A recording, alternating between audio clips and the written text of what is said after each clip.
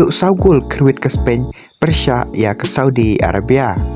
Darangi pai kani ke jingit lakai juga Spain Persia ke Saudi Arabia di tim kibadan ha ke grup H. Ke Spain haduk basdang ke jingit lakai kalak ni lakai bah.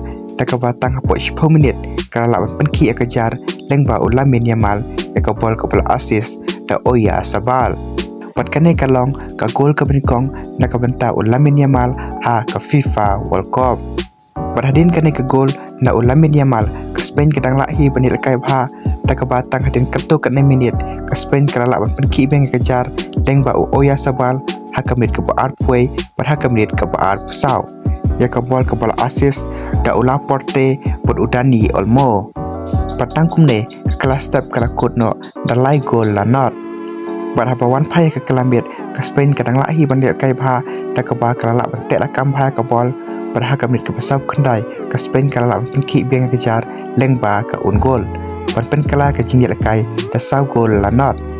Patang kumne ke jingit lakai kelakut no da sau gol lanot. Baladangi pai kani ke jingit lakai ke Spain kalak ni lakai bah da ke ba kalak bentek rakam bah ke bol per kalayo hadu 20% ke position kat ba ke Saudi Arabia pat kayo tang lai play persen ke position.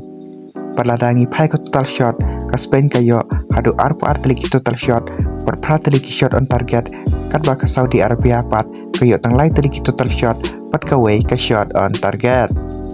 Parleng ba kani ke 6 job don jingkermen bah ke Spain pan yorung sekarau ke belai puar namar kami jakin poin ke Spain ke barah ke kedan benikong da ke ba kala yokur hadu sau poin.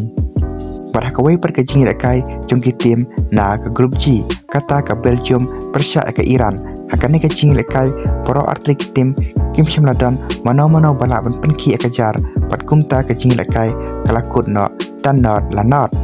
Henry habangi pai pada kane ke jingit lakai uai orang lakai jungka Belgium uta unatan ulayo ya karat hakam menit ke penriu pan penta pikirat kat hadu prateli hakane ke tournament tang ha ke group stage.